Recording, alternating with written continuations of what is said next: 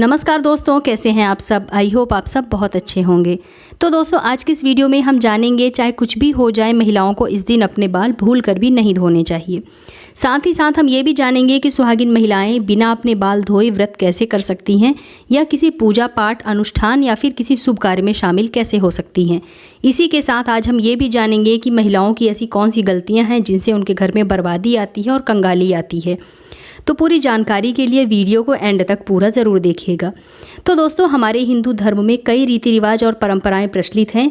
आज भी हमारे समाज में ऐसी कई परंपराएं हैं जिनका पालन प्रत्येक भारतीय पुरुष व महिला करते हैं। इसी के अनुसार सुहागिन महिलाओं को प्रतिदिन कुछ कार्य करने से पहले शुभ व अशुभ का विशेष ध्यान रखना चाहिए। आप तो जानते ही हैं कि सुहागिन महिलाओं को हफ्ते में कुछ विशेष दिन ही बाल धोने को मिलते हैं। इनके अलावा उन्हें किसी और दिन बाल धोने से मना किया जाता है। सप्ताह के कुछ विशेष दिन अगर सुहागिन महिलाएं अपने बाल धोती हैं तो इससे उनके पति पर संकट आ सकता है, यहाँ तक कि आपकी संतान और परिवार तक को कष्ट हो सकता है। तो दोस्तों, आइए वीडियो शुरू करते हैं और जान लेते हैं कि स्त्रियों को आखिर सप्ताह के किस दिन बाल धोना शुभ माना जाता है और सुहागिन महिलाओं को किस दिन अपने बाल भूल कर भी नहीं धोने चाहिए।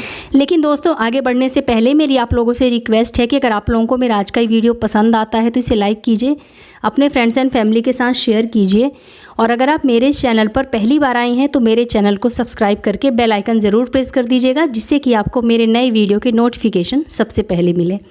तो आइए वीडियो शुरू करते हैं।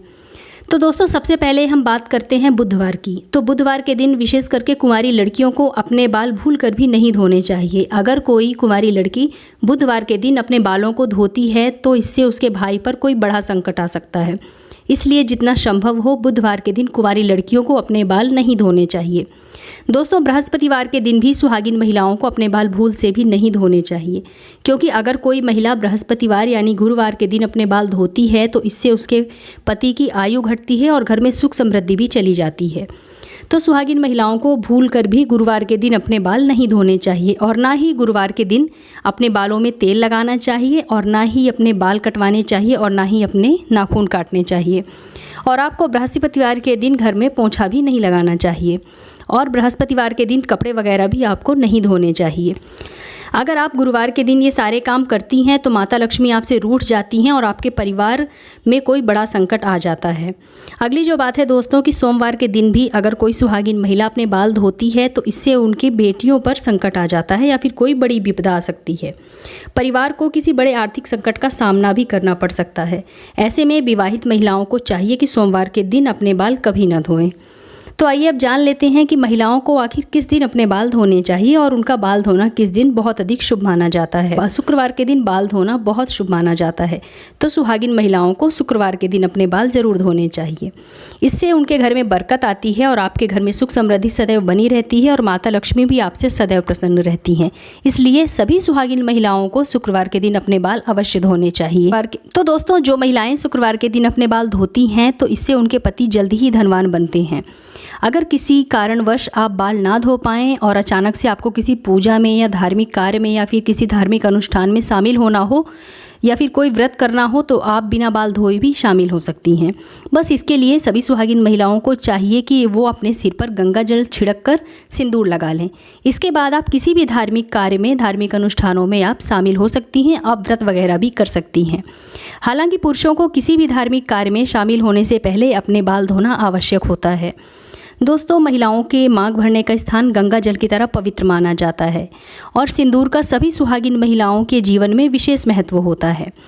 अपनी मांग में सिंदूर भरकर महिलाएं माता पार्वती को सम्मान देती हैं, और ऐसे शादीशुदा जोड़ों पर माता पार्वती का आशीर्वाद सदैव बना रहता है। तो आप सिंदूर लगाकर अपने सिर में गंगा जल छिड़ककर किसी भी धार्मिक अनुष्ठान में आप शामिल हो सकती हैं बिना बाल धोए भी। दोस्तों, मांग में सिंदूर लगाते समय महिलाएं कुछ ऐसी गलतियां कर बैठती हैं जिसकी वजह से उन्हें संपूर्ण फल नहीं मिलता है, बल्कि उनके पति को कष्टों का सामना भी करना पड़ता है।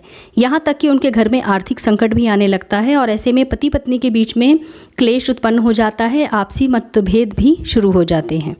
तो आइए अब हम जान लेते हैं कि सिंदूर लगाते समय महिलाओं को कौन सी गलतियां नहीं करनी चाहिए। कुछ महिलाओं को सिंदूर लगाने में शर्म आती है, तो इसलिए वो क्या करती हैं कि अपनी मांग में सिंदूर भरकर उसे अपने बालों से छुपा छुपा देती हैं। लेकिन जो महिलाएं अपने सिंदूर को बालों से ढक देती हैं या छुपा देती हैं या फिर थोड़ा सा सिंदूर लगाती हैं अपनी मांग पर, तो ऐसे में उनके पति को समाज में मान सम्मान नहीं मिलता है। वहीं जो महिलाएं सिंदूर को अपनी मांग में पूरा लंबा लगाती हैं, मांग भरकर लगाती हैं, तो इससे उनके पति को समाज में मान सम्मान व प्रतिष्ठा मिलती है और समाज में उन पुरुषों की इज्जत भी होती है और उनके पति अपने लक्ष्य को प्राप्त करने में सफल होते हैं जो वो प्राप्त करना चाहते हैं। इसके अलावा सुहागिन महिलाओं को अपनी मांग में सिंदूर भरने से पहले माता पार्वती का स्मरण करके ही सिंदूर को प्रणाम करना चाहिए और फिर उसके बाद ही अपने मांग में सिंदूर लगाना चाहिए। सुहागिन महिलाओं को हमेशा अपनी नाक की सीध में सिंदूर लगाना चाहिए। कुछ महिलाएं क्या करती हैं कि टेढ़ी मेढ़ी मांग निकालकर उसमें सिंदूर लगा लेती हैं, जो कि बिल्कुल गलत है। ऐसी महिलाओं के पति हमेशा परेशान व उलझन में रहते हैं और कभी भी अपने लक्ष्य को प्राप्त नहीं कर पाते हैं। महिलाएं इस बात का विशेष ध्यान रखें कि वो टेढ़ी मेढ़ी मांग निकालकर मांग ना भरें, बल्कि सीधी मांग निकालकर अपनी मांग सदैव भरें। दोस्तों, कुछ महिलाएं बिना नहाए भी सिंदूर लगा लेती हैं, लेकिन ऐसी गलती आपको भूल कर भी नहीं करनी चाहिए। बिना नहाए किसी भी महिला को अपनी मांग में सिंदूर नहीं लगाना चाहिए और ना ही किसी और महिला से अपनी मांग में आपको सिंदूर लगाना चाहिए। और जब भी आप सिंदूर लगाएं, माता पार्वती का ध्यान करते हुए सिंदूर लगाएं, क्योंकि माता पार्वती ही आपको अखंड सौभाग्यवती का वरदान देती हैं। दोस्तों, नवविवाहित कन्या इस बात का विशेष ध्यान रखें कि जो सिंदूर उन्हें शादी के समय मिला है, उसी सिंदूर को साल भर वो अपनी मांग में लगाएं और उस सिंदूर को हमेशा संभाल कर रखें। जब भी कोई खास मौका हो या फिर पूजा पाठ हो, तो उस खास मौके पर उस सिंदूर को अपनी मांग में भरें। खास करके तीज व करवा चौथ के दिन शादी वाला सिंदूर ही लगाएं, क्योंकि इस सिंदूर में सभी देवी देवताओं का आशीर्वाद होता है। तो जब आप सिंदूर लगाती हैं तो ऐसे में आपको सभी देवी देवताओं का आशीर्वाद प्राप्त होता है। तो दोस्तों, सिंदूर लगाते समय सुहागिन महिलाओं को ये गलतियां भूल कर भी नहीं करनी चाहिए। सिंदूर लगाते समय आपको इन सभी बातों का ख्याल ज़रूर रखना चाहिए। तो दोस्तों, उम्मीद करती हूँ कि आप लोगों को मेरे द्वारा दी गई जानकारी ज़रूर पसंद आई होगी। तो मिलते हैं अपने नेक्स्ट वीडियो में, तब तक के लिए नमस्कार।